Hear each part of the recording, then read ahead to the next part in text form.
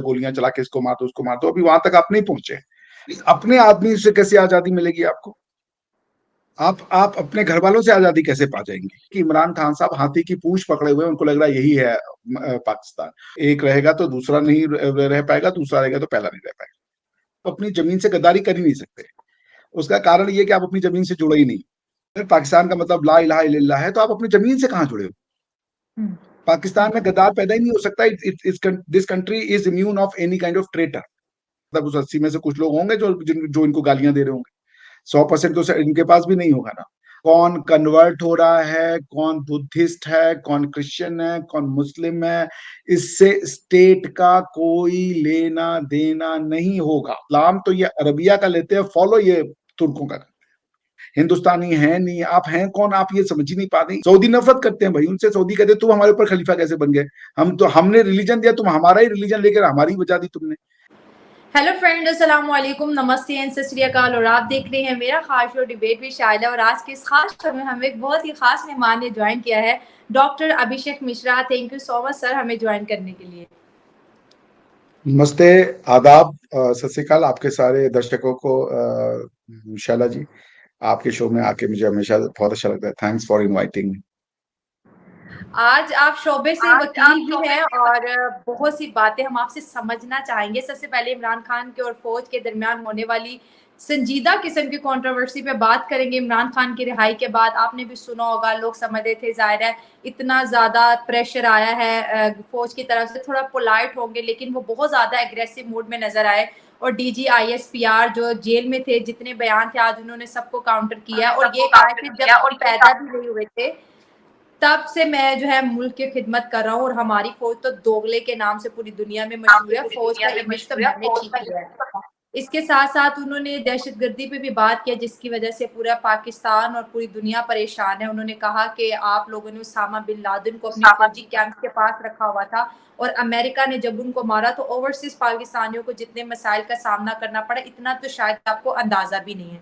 तो बहुत ज्यादा एग्रेसिव मूड में आए और उनकी कॉल मतलब आज की ये है कि 5:30 बजे सारे पाकिस्तानी निकले और प्ले कार्ड्स पे लिखे कि हकीकी आजादी और आइन बचाओ मुल्क बचाओ। तो एक तहरीक कल चलाने वाले हैं, इसके बारे में आप क्या कहेंगे? इमरान खान और टफ होते चले जा रहे हैं करंट गवर्नमेंट के लिए, आर्मी के लिए, ये चीज खत्म होगी या?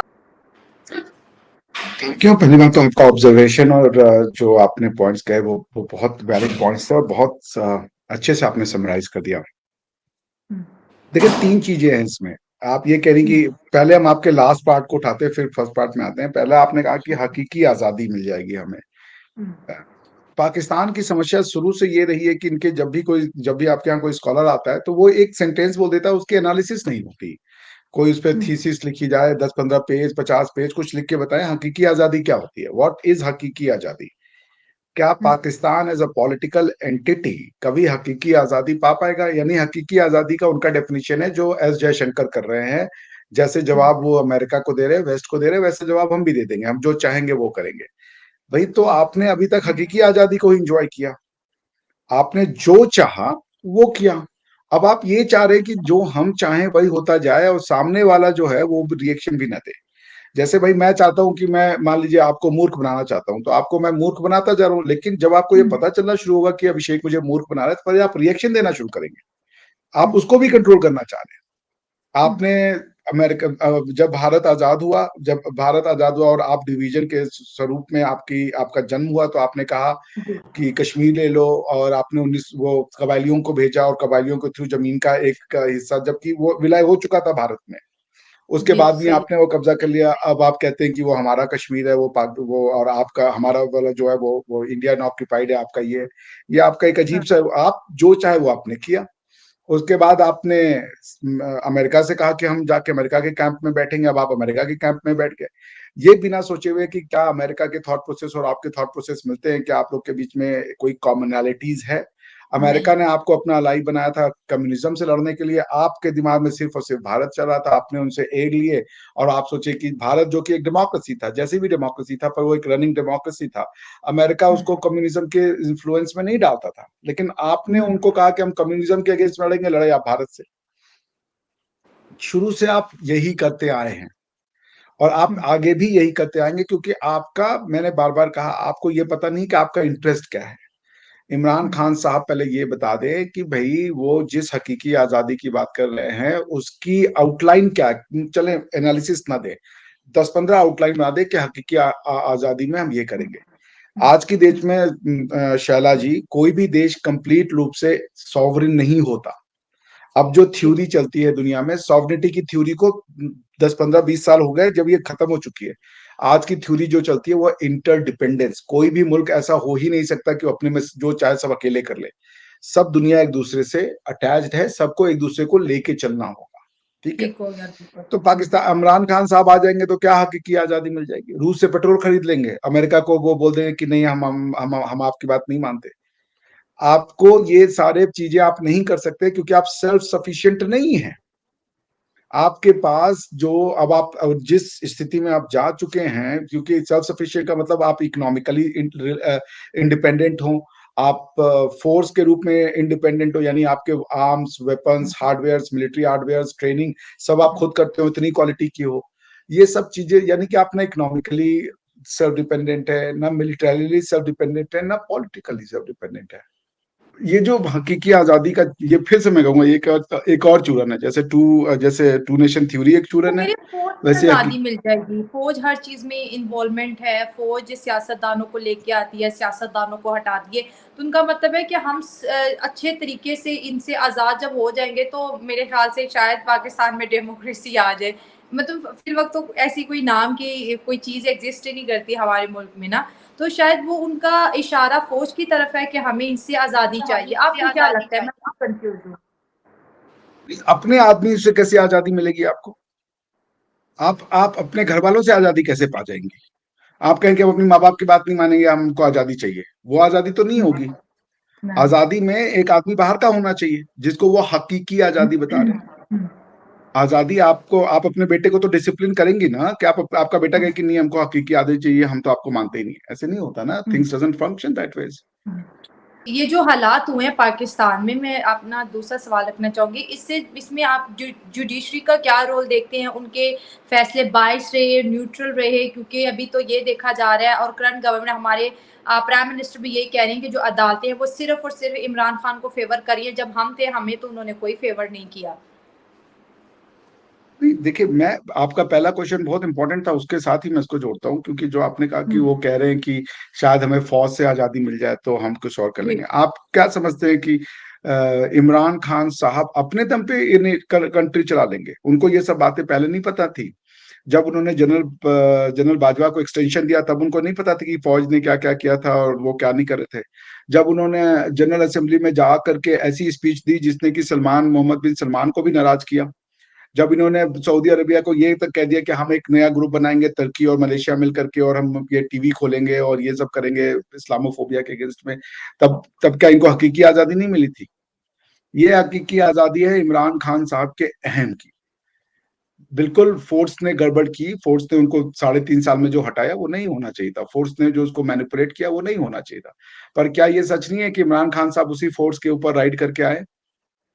क्या ये बात हाँ, सच नहीं है तो कि ये यही कह रहे यही इल्जाम तो उनके ऊपर शहबाज शरीफ ने लगाया था कि आप इलेक्टेड नहीं सिलेक्टेड हैं? हैं। तो बिल्कुल। पॉइंट ये है कि पाकिस्तान, आप किसी भी इंस्टीट्यूशन, संस्था या इदारे से आप अपना पल्ला नहीं छुड़ा सकते। आप प्रधानमंत्री होंगे, अगर आपने आर्मी के अगर 50% लोगों को भी एंटेगोनाइज कर दिया है तो वो आपकी ऑर्डर्स लेंगे? नहीं लेंगे। अगर आपने पुलिस को, ब्यूरोक्रेसी को, दूसरे लोगों को एंटेगोनाइज कर रखा है, जिसमें कि जो बाकी पॉलिटिकल पार्टी है उनके बैठाए हुए लोग मौजूद होंगे, वो आपको काम करने देंगे? आप काम नहीं कर पाएंगे उनके बिना। आपके प्रधानमंत्री बनने से कुछ काम नहीं होगा। आप उस पावर पे बैठ जाएंगे, लेकिन काम आप मुझे कहेंगे ना कि अभिषेक जरा ये काम कर दो, मैंने कहा सुनना ही नहीं है, चलो बोलते रहो, मैं काम ही नहीं करना। तो फिर देखिए, मैं ये कह रहा हूँ, पाकिस्तान की समस्या एक हकीकी आजादी और ये आजादी नहीं होती है। पाकिस्तान की समस्या यह है कि जिस कारण से इन्होंने देश को बनाया, इन्होंने ये सोचा कि देश बनाने के लिए एक ही ग्लू चाहिए, उस ग्लू का नाम था रिलीजन, उसके आधार पर इन्होंने देश बना दिया। अब हुआ ये है कि आपके यहाँ पे जब जब देश तो बन गया, जैसे अफगानिस्तान में, वहां पे कई पावर सेंटर है, कई वॉरलॉर्ड्स हैं जो आपस में लड़ते रहते हैं, ठीक है ना? तो वो आपके यहाँ पे वही सिचुएशन है, उनके यहाँ पे वो लड़ाई बंदूकों से होती है, आपके यहाँ पे वो लड़ाई पॉलिटिकली करना चाह रहे हैं, क्योंकि हजारों साल की भारत की सभ्यता आपके खून से अभी निकली नहीं है। तो आप उस तरीके के अफगानी जो जो एक कबायली लड़ाई का तरीका होता है, गोलियां चला के इसको मार दो उसको मार दो, अभी वहां तक आप नहीं पहुंचे। हालांकि आप, पॉइंट ये है कि इमरान खान साहब को ये नहीं समझ में आ रहा है कि कॉन्स्टिट्यूशनल फ्लॉड है आपकी कंट्री में। आपकी कंट्री में हर आदमी को लग रहा है कि पाकिस्तान का सही दिफा करने की जिम्मेदारी और अंडरस्टैंडिंग उसके पास है। जैसे आप न, जैसे शैला जी, आप दुनिया को देखती हैं उस तरीके से जो आप होती हैं। आप एक बिजनेसमैन है, आप दुनिया को बिजनेसमैन की दृष्टि से देखेंगी। आप एक डॉक्टर होती, दुनिया को डॉक्टरी की, क्योंकि वही आपके दिमाग में चलता है। आप एक अगर आर्म फोर्स की बंदी है, तो आप दुनिया को आर्म फोर्स की नजरों से ही देखेंगे। आपको हर चीज में सिक्योरिटी ये वो चलेगा। पॉइंट ये है कि इमरान खान साहब 3.5 साल में आए तो कौन सी बड़ी अचीवमेंट कर दी थी उन्होंने? कोई बड़ी अचीवमेंट तो कुछ नहीं भी की। क्या। मैं इमरान साहब के अरेस्ट का बिल्कुल विरोध करता हूँ, जो हुआ उनके साथ बहुत गलत हुआ। लेकिन ऐसे 3.5 साल के जो उनकी ये बार बार आता था कि वो तो कई मिनिस्टर्स को अपने से छोटा समझते थे, उनके साथ वो बात ही नहीं करते थे। ये पूरी की देखिए, आपको इंस्टीट्यूशंस को साथ में लेके चलना पड़ेगा प्रधानमंत्री बनने से, या ये जनता आपके साथ खड़ी भी हो जाए और इंस्टीट्यूशन नहीं काम करेंगे, जनता कुछ नहीं कर पाएगी। जनता 10 दिन सड़क पे रहेगी, 20 दिन सड़क पे रहेगी, 50 दिन सड़क पे रहेगी, अंत में थक आके घर पे बैठ जाएगी कि कितना करे अब हम। हो गया ना भाई, अब इससे ज्यादा कि हमारी उसको अंत में रोजी रोटी तो चलाना ही है। या तो फिर आप वो बना दे सीरिया कि एक आपके यहाँ पे जो है वो पावर वैक्यूम है। पावर वैक्यूम इसलिए है क्योंकि हर आदमी को, जैसे एक हाथी है ना, एक बड़ी कहानी सुनी थी बचपन में कि हाथी को कुछ 4-5 अंधे लोग आंख बांधे हुआ थे या अंधे थे। किसी ने हाथी की सूंड को छुआ तो उसको लगा हाथी ऐसा है। किसी ने हाथी की पूंछ को छुआ तो उसको लगा हाथी ऐसा है। किसी ने पेट को छुआ तो उसको लगा हाथी ऐसा है। ये एग्जाम्पल एकदम एग्जैक्टली बैठता है आपके यहाँ के हर आदमी को। पाकिस्तान की इंटरप्रिटेशन में वो समझता है हम ही ठीक कर रहे हैं। पाकिस्तान की जो आइडिया मेरा है वही आइडिया सही है। ये आर्मी के लोग आप ही के लोग हैं ना, ये कोई बाहर से तो नहीं ला के बैठा है ना। इनको ट्रेनिंग दी जाती है, इनको सोचने समझने के, इनको पूरा पढ़ाया जाता है कि पाकिस्तान के इंटरेस्ट में क्या है, ये तुमको करना है। तो ये कैसे अलग हो गए? ये बेसिकली वही है कि इमरान खान साहब हाथी की पूंछ पकड़े हुए हैं, उनको लग रहा है यही है पाकिस्तान। और आर्मी हाथी की सूंड पकड़ी हुई है, उसको लग रहा है यही है पाकिस्तान। दोनों अपनी अपनी जगह सही है। आर्मी ने जितने भी खेल किए, आर्मी ने जितने भी खेल किए, वो उनके हिसाब से, उनकी जो अंडरस्टैंडिंग थी पाकिस्तान की बेहतरी के लिए, वो किए। मुशर्रफ ने अगर वॉर ऑन टेरर में हाँ कहा तो क्यों कहा? क्योंकि उन्होंने नवाज शरीफ की टॉपलिंग करी थी और नवाज शरीफ के साथ पावर वैक्यूम हो गया। उनको लगा कि अब अगर हमको अपनी लेजिटिमेसी करनी है तो हमको अमेरिका को हाँ बोलना है। उन्होंने अपनी इंटरेस्ट देखी। आज जिस ओसामा बिन लादेन का इमरान खान साहब एग्जाम्पल दे रहे थे, उनको तो वो मार्टर कह रहे थे उसमें पार्लियामेंट में आके खड़े होकर। उन्होंने कहा वो शहीद है। जी। तो आज आप दुनिया को, आज आप ये कह रहे हो जो आदमी शहीद था, यानी कि आपकी सिंपैथीज ओसामा बिन लादेन के लिए है, तो वही सिंपैथी तो पाकिस्तान के उस सोल्जर या उस कमांडर की रही होगी जिसने इनको रिफ्यूज दिया होगा। वो भी तो उसी भावना से रहा ना कि ये आदमी तो मर्द मुजाहिद है, ये तो इस्लाम के लिए लड़ रहा है, तो इसको कैसे हम मरवा देंगे? तब तो आपने उसको ये कहा, और आपने कहा कि मैंने अपनी फौज को डिफेंड किया, यानी कि आपने उसामा बिन लादेन की को पाकिस्तान में छुपा के रखने की एक्शन को डिफेंड किया। आज आप क्यों बदल गए? आप उस समय झूठ बोल रहे थे या आज झूठ बोल रहे हैं? अगर आपने कहा कि वो डिसीजन सही था, तो आपको तो आर्मी के साथ रहना चाहिए था। आर्मी ने कोई दोगलापन नहीं किया। वो तो आपको पता है इमरान खान अपने यू टर्न लेने के एतबार से बहुत ज़्यादा फेमस हैं। आप जब जेल की हवा खा के आए हैं तो आप लोग कह रहे हैं ये जी अनब्रेकेबल फियरलेस इमरान खान है, कल पूरा पाकिस्तान निकलेगा, पीडीएम जिनकी करंट गवर्नमेंट है। आज भी इंटरनेट बंद है, फेक खबरें चला रहे हैं न्यूज़ चैनल पे कि हमने इंटरनेट सर्विस को है बहाल कर दिया। कोई सर्विस नहीं बहाल हो रही। मैं आज भी इस वक्त भी वीपीएन यूज़ कर रही हूँ। इनको ये डर है कि आवाम का जो अभी रिएक्शन आएगा उससे जो है ना हमारे वोट का जो निज़ाम है, जो हमारी गवर्नमेंट है मुश्किल, क्योंकि इमरान खान का जिस तरह इस्तकबाल किया गया वो तो सबने देखा, किस तरह आवाम ने फूलों की बारिश की, डॉलर्स निछावर किए, बहुत लोग खुश रहे।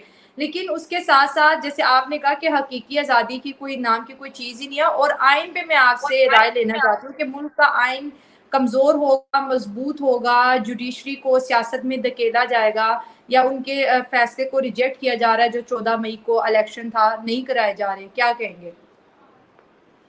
आप, बहुत इंटेलिजेंट क्वेश्चन है आपका, इसीलिए मुझे आपके साथ बात करने में बड़ा अच्छा लगता है। आपकी पूरी समस्या की जड़ आपका आइन है। आइन सही। मतलब कॉन्स्टिट्यूशन। कॉन्स्टिट्यूशन समझती हैं क्या होता है? कॉन्स्टिट्यूशन एक दिन में नहीं लिखे जाते। कॉन्स्टिट्यूशन में कुछ कुछ लाइनें लिख देने से कॉन्स्टिट्यूशन नहीं बनता। कॉन्स्टिट्यूशनल एक ऑर्गेनिक ग्रोथ का नाम है। पावर कैसे आता है, किसके पास पावर जाएगा, पब्लिक पावर क्या है, कौन किसको अपना जब जनता चाहती है कि वो पावर को एक्सरसाइज करे। आप लोग डेमोक्रेसी के लिए रो रहे हैं कि हमें डेमोक्रेसी चाहिए। डेमोक्रेसी के लिए आपका जो डेफिनेशन है वो है इलेक्शन। डेमोक्रेसी के जी। लिए आपका जो जो कंसेप्ट है कि डेमोक्रेसी का मतलब elected government is known as democratic system of governance. This is absolutely nonsense. Democracy में इलेक्शन एक बहुत इंपॉर्टेंट एंड क्रूशियल कॉन्सेप्ट है, इसमें कोई शक नहीं है। बिकॉज डेमोक्रेसी को मैनिफेस्ट करने का तरीका ही आपका ये है इलेक्शन, और कोई तरीके से डेमोक्रेसी मैनिफेस्ट नहीं हो सकती। लेकिन डेमोक्रेसी के लिए 5-6 चीजें मिनिमम है जो आपको चाहिए। उसका लास्ट स्टेप है इलेक्शन। पहला उसका स्टेप है कि आपको, जो यूरोप ने किया, सेक्युलराइजेशन करना पड़ेगा। रिलीजियस टेक्स्ट बुक से, जो कि पावर का सेंटर है, वहां से लॉ मेकिंग पावर को और बाकी रिलीजियस एक्टिविटी को अलग करना पड़ेगा। जब आपने ये अलग किया तो बनेगा कॉन्स्टिट्यूशनल डॉक्यूमेंट कि अब ये law making authority, law law deciding authority and law enforcing authority किसके हाथ में जाएगी। आपने क्या किया? आपने अपने कॉन्स्टिट्यूशन में लिखा हुआ है कि कॉन्स्टिट्यूशन जो है वो, कॉन्स्टिट्यूशन होने की पहली रिक्वायरमेंट है, इसके पहले मैं ये बोल दूं, कॉन्स्टिट्यूशन कोई डॉक्यूमेंट को अगर आप कह रही है ना कि ये कॉन्स्टिट्यूशन है, उसकी पहली रिक्वायरमेंट है कि that document should be the supreme law of the land. उसके ऊपर कुछ होना ही नहीं चाहिए। जैसे इंडिया में मान लीजिए कोई वेद कहता है कि 4 कास्ट हैं और कास्ट में आपस में शादी नहीं हो सकती, लेकिन इंडियन कॉन्स्टिट्यूशन ये कहता है कि नहीं, ये कोई इंसान किसी से भी शादी कर सकता है, और कास्ट सिस्टम शादी के उसमें कोई अगर लाता है तो वो पनिशेबल ऑफेंस होगा, हम उसको नहीं एक्सेप्ट करेंगे। तो यहाँ पे क्या हो रहा है कि वेद कुछ कह रहा है, मान लीजिए ऐसा वेद में लिखा होना, कैसा वेद में लिखा नहीं है, मैं आपको एक एग्जांपल दे रहा हूँ जो कि आप उसको रिलेट कर सके। वेद में ऐसा कहीं कुछ नहीं लिखा है, सो दैट अदर दर्शक कंफ्यूज ना हो जाए, लेकिन मान लें ऐसा वेद में लिखा है। तो अब क्या है कि कॉन्स्टिट्यूशनल प्रोविजन में और वैदिक प्रोविजन में क्या है? तजाद है। इसको हम लोग लॉ की बिल्कुल। भाषा में कहते हैं रिपग्नेंसी है। ये दोनों एक साथ कोएग्जिस्ट नहीं कर सकते। एक रहेगा तो दूसरा नहीं रह पाएगा, दूसरा रहेगा तो पहला नहीं रह पाएगा। तो ऐसे में क्या किया जाता है कि जब भी कॉन्स्टिट्यूशनल प्रोविजंस का किसी दूसरे लीगल प्रोविजन से क्लैश होता है तो कॉन्स्टिट्यूशन बाय डिफॉल्ट प्रिवेल करता है। ठीक, यानी कि वैदिक प्रोविजन भी कॉन्स्टिट्यूशन उससे भी बड़ा है, supreme law of the land इसीलिए कहते हैं उसको। आपके यहाँ पे कॉन्स्टिट्यूशन क्या है? आपका कॉन्स्टिट्यूशन ऑफ 1973 ऑफ पाकिस्तान, जिसमें ये लिखा है कि कॉन्स्टिट्यूशन में कोई भी लॉ ऐसा नहीं बन सकता जो कुरान और सुन्ना, होली कुरान और सुन्ना के अगेंस्ट में हो। तो आपका कॉन्स्टिट्यूशन ये कॉन्स्टिट्यूशन नहीं है, आपका सुप्रीम कॉन्स्टिट्यूशन कुरान है। कुरान में आपको जो है वो एक पर्टिकुलर जोग्राफिकल लोकेशन के ही बारे में बातें पता चलती हैं। और फिर कुरान तो चूंकि आखिरी किताब है और पूरी मुकम्मल किताब है, उसमें तो अब कुछ बचा ही नहीं है कि आप कुछ कर सके। That is why it's a Holi book, it's a divine law. तो वहां पे तो कुछ आपके पास ना क्रिएशन की ना अमेंडमेंट की कोई पावर तो है नहीं, और ना उसकी गुंजाइश है। तो आपने जब ये, अब आपके यहाँ पे जो जुडिशरी का काम, अब इसी जुडिशरी पे आपने जो क्वेश्चन पूछा मैं बता देता हूँ पिछली बार। जुडिशरी का काम ये होता है कि वो कॉन्स्टिट्यूशन को इंटरप्रेट करके समाज को एक फॉरवर्ड दिशा देता है, ताकि अगर एग्जीक्यूटिव और लेजिस्लेटिव विंग जो है, चूंकि उनको जनता से जाके इलेक्शन लेना पड़ता है, तो कई बार वो ऐसी प्रोमिस कर देते हैं जो अनकॉन्स्टिट्यूशनल होती हैं या कॉन्स्टिट्यूशनली टेनेबल नहीं होती है।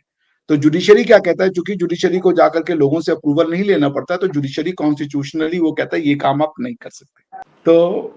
तो मैं ये कह रहा था कि जो जुडिशरी है ना, जुडिशरी का ये डिपार्टमेंट होता है कि वो एग्जीक्यूटिव और लेजिस्लेचर के ऊपर सुपरवाइजरी रोल रखती है, ताकि ये प्रोमिस ऐसी ना कर दे जनता को जो कि टेनेबल नहीं हो पाए कॉन्स्टिट्यूशनली। आपके यहाँ पे जुडिशरी के पास ये पावर नहीं है, क्योंकि आपके कॉन्स्टिट्यूशन में एक सुप्रीम इस्लामिक काउंसिल है जिसका ये काम है कि ये बताए कि कोई लॉ जो बन रहा है या कोई लॉ जो इंटरप्रेट हुआ है या जुडिशरी ने कुछ ऐसा बना दिया हो जो कि कुरानिक विजडम के अगर अगेंस्ट में, तो उसको ही पावर, मतलब उनके पास पावर है कि उसको स्ट्राइक डाउन कर दे। तो एक एक्स्ट्रा कॉन्स्टिट्यूशनल अथॉरिटी को आपने कॉन्स्टिट्यूशनलिटी दी हुई है। तो पॉइंट ये है कि पावर है किसके पास?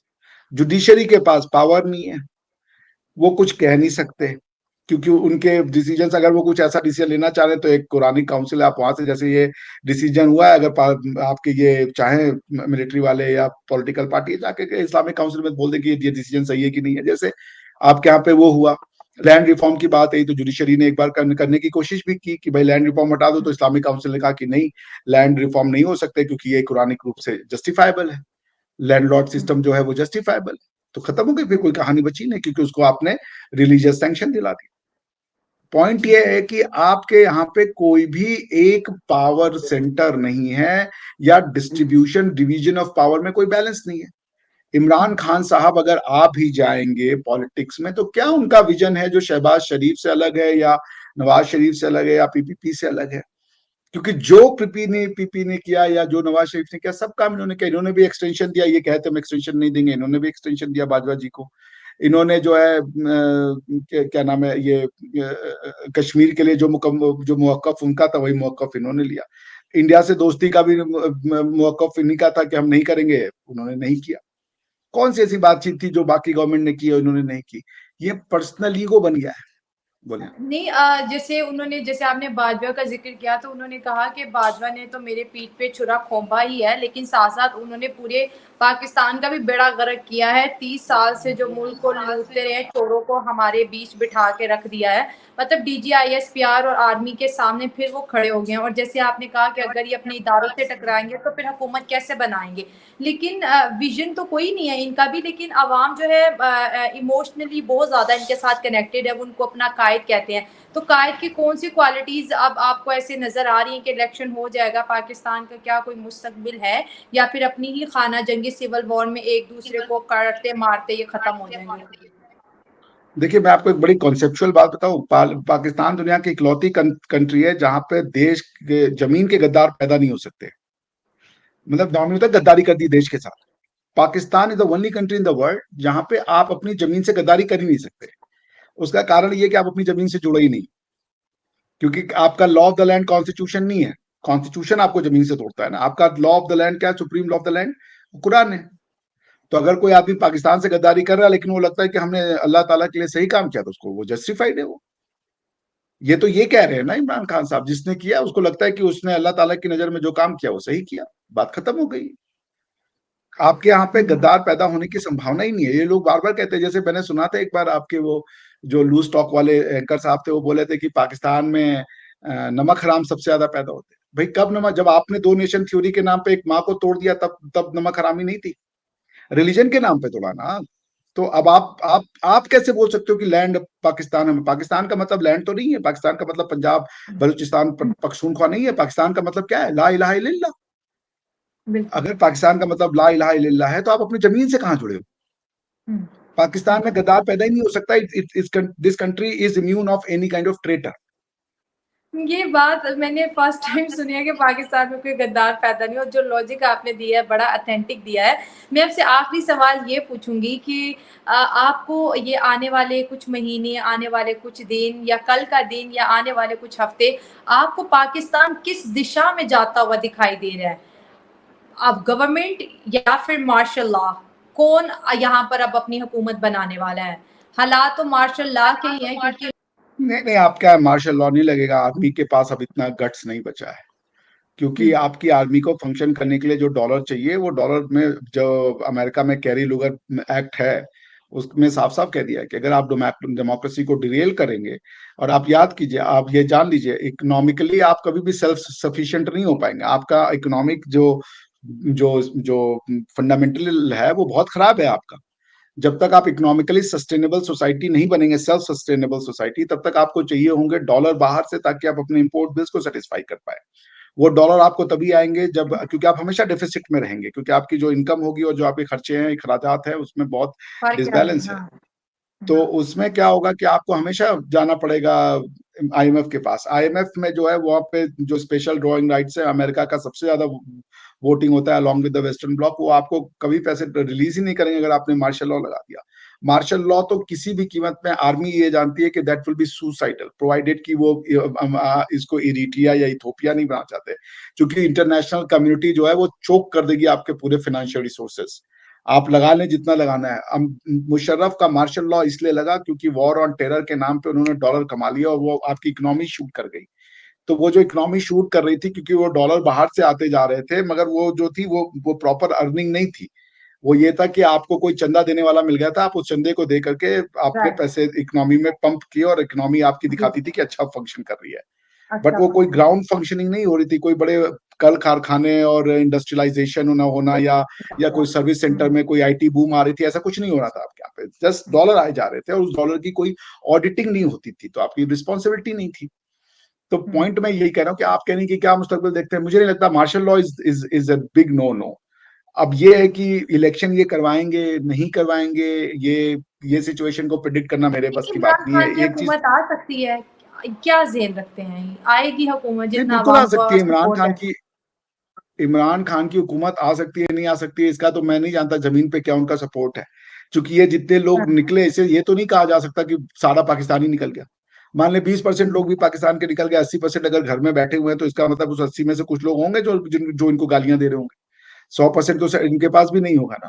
अगर आपका जो फॉलोअर है वो अगर बहुत ज्यादा वोकल है और उसको वो सुनाई देता है कि हाँ भाई, ये जो है कि वो लोग आ सकते हैं रोड पे और इसी वजह से इलेक्शन हो जाएगा, ऐसे ऐसे नहीं होता। जैसे आप देखें अभी कर्नाटक में क्या हुआ, मोदी जी और अमित शाह जी के उसमें रैली में इतनी भीड़ आती थी और ये सब जानते थे कि कर्नाटक की लोकल गवर्नमेंट से जनता वो बेहाल है। रिजेक्ट हो लेकिन गया। मोदी जी गए, उनको देखने लोग आते थे। इतनी भीड़ आई, लेकिन बीजेपी का सुपड़ा साफ कर दिया उन्होंने। 224 में 65 सीट बीजेपी की आई, 137 या 36 सीट कांग्रेस ले गई।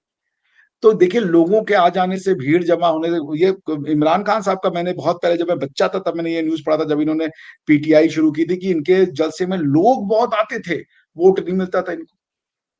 ठीक है ना, ये मैंने अपने अपने न्यूज पेपर्स में पढ़ा हुआ है when I was growing up as a child, कुछ लोग कि बस ऐसे पीटीआई ड्रॉज लॉ। तमाशबीन भी तो होते हैं। सो आप देखिए, martial law is a big no no. Martial law का मतलब है कि Pakistan will go into stone age, क्योंकि सारे पैसे चोक कर देंगे वो आपके। डेमोक्रेसी आपने अगर खत्म की तो वो ऑलरेडी अभी उसमें है कि वो चाइना के साथ आपकी जो पिंगे बढ़ रही हैं उसको लेकर के वो परेशान है। आपने अगर डेमोक्रेसी की तो केरी लूगर एक्ट में ये उनकी ड्यूटी बन जाएगी कि वो आपकी किसी भी तरीके की फाइनेंशियल एड ना करें जब तक कि आप डेमोक्रेसी को न जाने दें। तो डेमोक्रेसी चलेगी। अब वो शैम डेमोक्रेसी होगी या वो गवर्नमेंट कैसी होगी, ये इसको मैं नहीं कहता। मैं एक बात आपको खत्म करके जानता हूं, आपके यहाँ डेमोक्रेसी कभी नहीं आएगी। डेमोक्रेसी के लिए 5 चीजें जरूरी हैं। अपने किसी भी स्कॉलर्स को बोलिए वो जाके पढ़ ले, क्योंकि आप एब्राहमिक फेथ के लाइन ऑफ उससे आ रहे हैं। आपका इंडिया से कंपैरिजन नहीं किया जा सकता, आपका कंपैरिजन यूरोप से होगा, क्योंकि आपने एब्राहमिक फेथ के डॉक्ट्रिन्स पे अपनी सोसाइटी का निर्माण किया है। आपके यहाँ डेमोक्रेसी लानी है तो आप जा करके इमैनुअल कांट की किताब है द परपेचुअल पीस आप पढ़ें। रिपब्लिक बनने की पहली कंडीशन क्या होती है वो जाके आप पढ़ें। आप जॉन लॉक की किताब टू ट्रीटाइज ऑफ गवर्नमेंट जाके पढ़ें, और ये पढ़ें कि लेजिटिमेसी ऑफ गवर्नमेंट कहाँ से आती है, इसके बारे में जाके पढ़ें। तब आपको ये पता चलेगा कि यदि आपको democracy in the true sense चाहिए, not in the sham sense. Government को इलेक्ट करने से डेमोक्रेसी नहीं आती है। चाइना में भी इलेक्टेड होती है गवर्नमेंट, पार्शियल इलेक्शन होता है, मगर पोलित ब्यूरो के मेंबर इलेक्ट करते हैं, तो इलेक्शन वहां भी होता है। But that's not democracy. Democracy का नंबर 1, स्टेट का रिलीजन नहीं हो सकता। ठीक है। Number 2, all human beings are equal. दे आप ये अपने कॉन्स्टिट्यूशन में क्लॉज रखेंगे कि प्रैक्टिसिंग मुस्लिम ही खाली प्रेसिडेंट और कॉन्स्टिट्यूशनल पोस्ट को रखेगा, आप डेमोक्रेसी के सपने देख रहे हैं। Men and women are absolute equal. उसके बाद आपको क्या चाहिए होगा कि आपको ये चाहिए होगा कि जो इलेक्टेड डेमोक्रेसी की रिक्वायरमेंट है, कॉन्स्टिट्यूएंसीज की जो रिक्वायरमेंट है, सबके राइट्स इक्वल करे। फ्रीडम ऑफ रिलीजन, कौन कन्वर्ट हो रहा है, कौन बुद्धिस्ट है, कौन क्रिश्चियन है, कौन मुस्लिम है, इससे स्टेट का कोई लेना देना नहीं होगा। आप ये नहीं डिटरमाइन करेंगे कि फलाना चीज चलेगी या नहीं, क्योंकि आप चल रहे हैं। मैं फिर कह रहा हूं, पाकिस्तान ने अब्राहमिक फेथ को चुना है। पाकिस्तान ने अपनी रूट से अपने आप को काट दिया है, बिकॉज आप इंडिया से अपना कोई ताल्लुक नहीं समझते। तो ठीक है, अब आपका इंडिया से कोई ताल्लुक नहीं है तो आप ये लास्ट पॉइंट मैं कह दूं, पाकिस्तान की एक और समस्या ये है कि इस्लाम तो ये अरबिया का लेते हैं फॉलो, ये तुर्कों का करते हैं। इतनी गफलत मैंने अपनी सोसाइटी, अपनी जिंदगी में नहीं देखी कि अरबिक सिस्टम ही फॉलो कर लो। ठीक है, आप किताब उसकी लेते हो लेकिन सारी की सारी आर्किटेक्चर मुगलों को हीरो बनाया हुआ है आपने। और अपने मुल्क में ड्रामे भी तुर्की लोगों के दिखा रहे हैं, उर्तुगुल गाजी और सारा कुछ। ये वाकई बहुत कंफ्यूज लगता है मुझे कभी कभी। क्यों? बिकॉज देखिए ऐसा है, दुनिया में दो तरह के देश हैं शैला जी, आप इसको अगर समझ सकते हैं, आप बहुत इंटेलिजेंट है। एक है ऑर्गेनिकली ग्रोन देश, जहां पे कि ना लाखों वर्ष हजारों वर्ष से कोई लोग रह रहे, जैसे कजाकिस्तान है। यहाँ पे कजाक रहते थे, रहते कजाकिस्तान बन गए। अब इन्होंने एक अपना गवर्नमेंट चूज लिया, भाई हमको ऐसा गवर्नमेंट चाहिए, वो अपना चला रहे हैं वैसा गवर्नमेंट। कल को नहीं अच्छा लगा दूसरा गवर्नमेंट ले आएंगे। पाकिस्तान के साथ, और दूसरे दूसरे वो देश हैं जो जो ऑर्गेनिक देश है, उसमें इंडिया आ गया, यूरोप के सारी कंट्रीज आ गए हैं, उसमें आपका ये सऊदी अरेबिया हो गया, ये यूएई हो गया, ये सेंट्रल एशिया की कंट्री हो गए, नॉर्थ अमेरिका में हो गए। कुछ कंट्रीज है जो सेटलर कंट्रीज है, जहां पे वो लोग रहते हैं जो वहां के लोकल बाशिंदे नहीं है। Australia, New Zealand, Canada, United states of America, Israel, ये ऐसे देश हैं जहां पे बाहर से लोग आके बस गए, उन्होंने लोकल लोगों को मार पाट के भगा दिया। ठीक है ना यार, लोकल लोगों को इतना दबा दिया। जैसे आप देख लें, न्यूजीलैंड में माउरीज है, वो वहां के लोकल ट्राइब हैं। जब जब मोदी जी न्यूजीलैंड और ऑस्ट्रेलिया के पार्लियामेंट को संबोधित करने गए थे, तो ये देखिए, ये इसको सभ्यता कहते हैं। कुछ गोरों की बात है, वो रहते दूसरों के लैंड पे, उन्होंने मोदी जी से ये बुलवाया कि भाई ये जो लैंड है ये यहाँ के नेटिव एबोरिजिन्स का है, हम यहाँ पे आए के बसे हुए हैं, ये हम उनका शुक्रिया अदा करते हैं। ये जो रिकॉग्निशन है, आप सुन लीजिएगा, मैं आपको क्लिप भेज दूंगा कि ये वो अपनी पार्लियामेंट में बुलवाते हैं कि ये हमारा देश नहीं है, या हमारी ओरिजिनल, हमारा देश तो है, हमारा ओरिजिनल लैंड नहीं है। ठीक है ना, आपको मैं ये बात सुना दूंगा। अब पाकिस्तान की समस्या ये है कि ये ना तो ऑर्गेनिक है, जैसे इंडिया हो गया या नेपाल हो गया या चाइना हो गया, ये ऑर्गेनिक तो है नहीं, क्योंकि ये मानते नहीं अपने आप को इंडियन, तो ऑर्गेनिक नहीं रहे। अब ये एक एग्जैक्टली। सेटलर भी नहीं है, क्योंकि ये बाहर से भी नहीं आया, ये रहते यहीं के हैं। अब जो चूंकि ये रहते यहाँ के हैं, लेकिन ये अपने कल्चर को खोद दिए हैं, उसके जो पौधा है उसको जड़ सूख रहा है, उसको लेकर पकड़े हुए कह रहे हैं कि हम यहाँ के नहीं है, ये बाहर के भी नहीं है, यहाँ का ये मानना नहीं चाहते। तो अब इनकी समस्या ये न तो सेटलर वाले हैं, न तो ऑर्गेनिक, या जो ऑर्गेनिकली इवोल्व्ड स्टेट्स है उनकी कैटेगरी में आते हैं। तो ये आप तुर्कों को अपना माई बाप मानते हैं। मैंने किसी जगह कहा था, आपके अभी कहते हो, तुर्क आज की डेट में दो हैं, एक सेंट्रल एशिया वाले टर्क, यानी उज्बेक, कजाक, ताजिक, किर्गिज, ये सब टर्क्स हैं, तुर्कमेनिस्तान, और एक तुर्की वाले जो कि यूरोप में है। तुर्कियों वाले तुर्क अपनी भाषा को लिखने के लिए अतातुर्क को ये बहुत बड़ा अपना हीरो मानते हैं, अतातुर्क को, लेकिन फॉलो नहीं करते। अतातुर्क ने जब ओटोमन एम्पायर टूटा, तो अतातुर्क ने ये कहा कि हम तुर्किश के लोग हैं, हमारा अरबों से कोई लेना देना नहीं है, हम तुर्की भाषा को यूज करने के लिए अरेबिक स्क्रिप्ट का इस्तेमाल नहीं करेंगे, हम करेंगे रोमन स्क्रिप्ट का। आप तुर्की में चले जाए, वो रोमन एबीसीडी में अपनी अपनी भाषा को लिखते हैं, भाषा अपनी लिखते हैं, लेकिन स्क्रिप्ट यूज एबीसीडी करते हैं। यहाँ पे जो है वो रशियन यूज करते हैं। तो आप सऊदीज हेट करते हैं तुर्कों से, सऊदियों को नहीं पसंद है, क्योंकि उन्होंने सऊदियों की ठोक बजा दी, वो कुरान ले लिया सऊदियों से, उन्हीं के ऊपर बैठ गए खलीफा बन के। सऊदी नफरत करते हैं भाई उनसे, सऊदी कहते तुम हमारे ऊपर खलीफा कैसे बन गए, हम तो, हमने रिलीजन दिया, तुम हमारा ही रिलीजन लेकर हमारी बजा दी तुमने। तो पॉइंट ये है कि आप समझ ही नहीं पा रहे कि आप अरब हैं, तुर्क हैं, हिंदुस्तानी हैं नहीं, आप हैं कौन, आप ये समझ ही नहीं पा रहे। इतनी कंफ्यूजन जिस सोसाइटी में हो, कॉन्स्टिट्यूशन क्लियर नहीं है, कॉन्स्टिट्यूशन नाम की डॉक्यूमेंट बनाई हुई है, उसमें ले दिया कि सारा पावर कुरान में है, कुरान में डेमोक्रेसी की जगह ही नहीं हो सकती। कोई कुरान का कल को सही इंटरप्रिटेशन करने वाला आ गया, वो बोला डेमोक्रेसी कैसे आ सकती है, जब जब सारे के सारे लोग कुरान के सबसर्विएंट हो गए। कुरान में कैलिफेट सिस्टम की बात है। आप खुद बताएं, कल को आपको मैंने एक इस्लामिक काउंसिल का वो बना दिया, हेड बना दिया, और मैंने कहा कि भाई हमारे यहाँ पे एक डेमोक्रेसी का लॉ लाया कि 5 साल की गवर्नमेंट होगी, इलेक्टेड गवर्नमेंट होगी। किसी ने अगर इंटरप्रिटेशन कर दी कि डेमोक्रेसी, जो कि western form of parliamentary form of democracy जिसको आप कह रहे हो, ये कुरान के साथ टेनेबल नहीं है, ये डेमोक्रेसी चली जाएगी आपकी।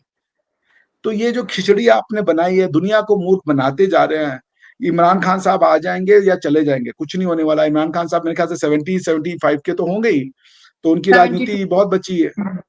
72 के है तो बहुत बची है, तो 8 साल की, 8-9 साल की राजनीति और बची हुई है। यूं निकल जाएंगे 8-9 साल में, ऐसा कौन सा विजन वो लेके आ जाएंगे? 2 साल तो टर्मोइल में चले जाएंगे। और इमरान खान साहब अकेले क्या करेंगे? लाएंगे तो फिर से वही इस पार्टी से उसको तोड़ के लाओ, जो so called theory exactly, of electables है। Exactly, theory exactly. ऑफ और इलेक्टेबल्स को वाकई लगानी है ना उनको। सही, बिल्कुल आपकी बातें बिल्कुल ठीक रही और बहुत गहरी बातें भी थी जो आज से पहले मैंने कभी नहीं सुनी और समझने की उनको भरपूर कोशिश की है। और जो आपने कॉन्स्टिट्यूशन की बात की, जो आपने इक्वल राइट्स की बात की और स्टेट का कोई रिलीजन नहीं होगा, ये तो यही तो प्रॉब्लम है। ये इस्लामिक देश है, प्रेसिडेंट प्राइम मिनिस्टर मुसलमान होंगे और इक्वल राइट्स तो है नहीं, क्योंकि मर्दों को शरिया के मुताबिक ज़्यादा राइट्स मिले हुए हैं। तो वाकई ये तो ख्वाब कभी शायद पूरा नहीं होगा। बट आपकी बातें जानकर, आपकी राय जानकर बहुत अच्छा लगा। थैंक यू सो मच, आपने अपना कीमती वक्त हमारे और हमारे चैनल के लिए, हमारे व्यूवर्स के लिए निकाला। दोस्तों, ये थी आज की हमारी वीडियो। अगर आपको आज के प्रोग्राम और गेस्ट की राय पसंद आई है तो कमेंट्स बॉक्स में अपनी राय भी जरूर शेयर करें। मिलते हैं अगली वीडियो में, अपना ख्याल रखिएगा।